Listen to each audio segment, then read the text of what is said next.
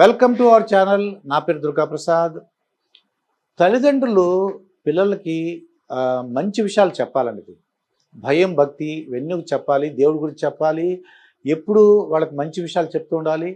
అంటే వాళ్ళకి సరైన ఒక పద్ధతిలో, ఒక క్రమశిక్షణతో ఉండేలాగా మనం చెప్పాలి. కానీ చెప్పే పద్ధతులు ఉన్నాయండి. ఆ చెప్పే పద్ధతులు ఉన్నాయి, చెప్పే సమయాలు ఉన్నాయి. వాళ్ళు పిల్లలు ఏదైతే తప్పులు చేశారో అదే సమయంలో పెద్దలు పేరెంట్స్ ఎవరు కూడా రియాక్ట్ అవ్వకూడదండి. ముందు వాళ్ళు తప్పులు చేస్తున్నారు, నేను ఇక్కడ కూర్చుని భోజనం చేయను, వేరే చోట కూర్చుంటాను అని అన్నారు అనుకోండి, నువ్వు తింటావా తినవా ఇక్కడే కూర్చోవాలి అని చెప్పేసి బలవంతంగా చేస్తుంటారు. దానికి కారణం ఏంటి? వాళ్ళ కారణం చెప్పారు. నేనైతే అడిగాను, ఇక్కడ తినను, నేను పలానా చోట వేరే చోట కూర్చుంటున్నాను అని అన్నప్పుడు ఆ తల్లిదండ్రులు వాళ్ళు నువ్వు గట్టిగా కొట్టడానికి ప్రయత్నించినప్పుడు నేను ఆపి ఆ బాబుని అడిగాను, ఎందుకు ఇక్కడ కూర్చోవంటే అప్పుడు చూపించాడనమాట. అదంతా డస్ట్, చాలా డస్ట్ ఉందండి, దుమ్ము పట్టు ఉంది. నాకు ఇలా దుమ్ము పట్టి ఉంటే ఇష్టం ఉండదు, నాకు నీట్గా ఉండాలి, అందుకే ఇక్కడ కూర్చోలేను, నాకు నీట్గా ఉండాలని చెప్పేసి అబ్బాయి చెప్పాడు. అది పేరెంట్స్ గ్రహించలేదు. అది ఇక్కడ కూర్చోని పాపం ఆ అబ్బాయి కూడా చెప్పలేదు. ఎందుకు కూర్చోడని అడగలేదు వాళ్ళు. నువ్వు అక్కడ కూర్చోవద్దు, ఇక్కడ కూర్చో అనేసి బై ఫోర్స్ చెప్తున్నారు తప్ప ఎందుకు అక్కడ కూర్చోను అంటున్నాడు అనేది అర్థం చేసుకోవాలి. భయం చెప్పాలి. రీసెంట్గా నేను ఒక బస్సులో ట్రావెల్ అవుతున్నప్పుడు ఆ అబ్బాయి, ఒక బాబు అల్లరగా తెల్లవారుజామున 5-6 గంటలకండి, అది 5-6 గంటలకి అప్పుడే అందరూ ఎక్కి మళ్ళీ పడుకుంటున్నారన్నమాట అందరూ. ఈ అబ్బాయి అరుపులు కేకలు పెడితే కొద్దిగా ఏంటంటే అప్పుడే బస్సు ఎక్కిన తర్వాత అందరూ కూడా పడుకుంటున్నారు. అంటే తెల్లవారుజామున ఎప్పుడో లేచి ఉంటారు వాళ్ళు, బస్సులో సైలెంట్గా ఒక 1 అవర్ 2 అవర్స్ పడుకుందని అనుకున్నారు. ఆ ప్లాన్తో వచ్చినందుకు కూడా ఈ అబ్బాయి, ఆ తల్లి ఏం మాట్లాడట్లేదు. అది ఏం చెప్పాలంటే ఆ అబ్బాయికి ఆ తల్లి చెప్పే సమయం ఏంటంటే, ఇది మన ఇల్లు కాదు, ఇది బస్సు, అందరూ పడుకుంటున్నారు, లేదంటే నిద్రపోతున్నారు, అలాగే వాళ్ళు రెస్ట్ తీసుకుంటున్నారు, నువ్వు అరవకూడదు అని చెప్పాలి. పిల్లలు చేయగా పెద్దోళ్ళు అల్లరి చేస్తారా అనేసి అనుకోవడం చాలా తప్పది. ఎప్పుడైతే వాళ్ళు అలాగా ఎక్కడ ఎలా బిహేవ్ చేయాలో చెప్పారకూడదు, ఆ పిల్లలు కూడా తెలుస్తుంది, ఇది మన ఇల్లు కాదు, ఇది ఒక బస్సు, లేదా ఇది ఒక గుడి, ఇది ఒక బడి, లేకపోతే అలా తెలిసి వాళ్ళు మంచి విషయాలు తెలుసుకుంటారండి. పిల్లలు స్నానం చేసేటప్పుడు, ఏదో టాయిలెట్కి వెళ్ళేటప్పుడు నీతి వాక్యాలు, వాళ్ళు చేసే తప్పులు అప్పుడు చెప్తుంటారండి చాలామంది. ఫటాఫటమని చెప్పేసి కొడుతూ, ఆ స్నానం చేస్తున్న వాళ్ళకి పెడుతూ, నువ్వు అది చేసావు, ఇది చేసావు అని చెప్పేసి కొట్టేస్తుంటారండి. అలా కాకుండా దానివల్ల ఏంటది, అది స్నానం చేసే ప్రక్రియ, అది మంచి చేతికి దొరికాడని చెప్పేసి పటపట 2 కొడుతుంటారు, లేదా తిడుతుంటారు.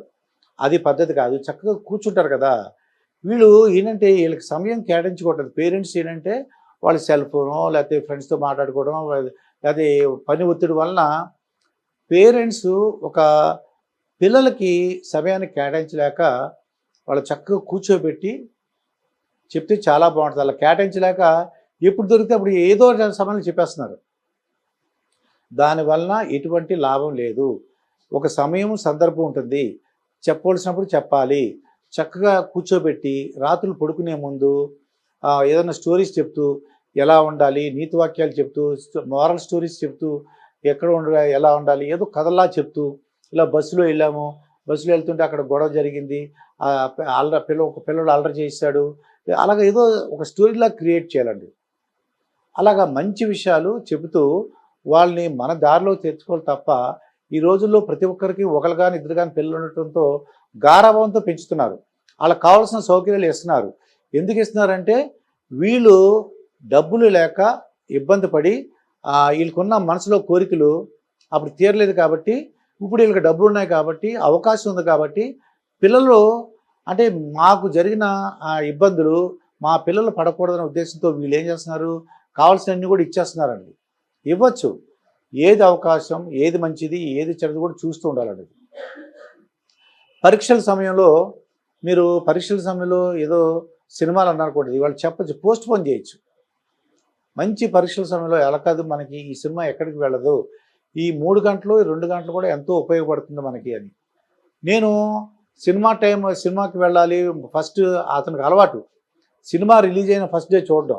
అలా అని పరీక్షల సమయంలో క్రికెట్లు చూడడం, సినిమాలకు వెళ్ళటం, ఇవన్నీ కూడా వాళ్ళకి పేరెంట్స్ పిల్లలకి మంచి సమయంలో చెబుతూ అటువంటివి విషయాలు ఎందుకు టైం వేస్ట్ అవుతుంది, వాళ్ళకి పిల్లలు కదా, వాళ్ళకి తెలియదు. వాళ్ళకి పరీక్షల మీద అంతా వాళ్ళకి ఏంటంటే స్ట్రెస్తో ఉండి ఎక్కడికైనా రిలాక్స్ అవ్వాలని కోరుకుంటారు.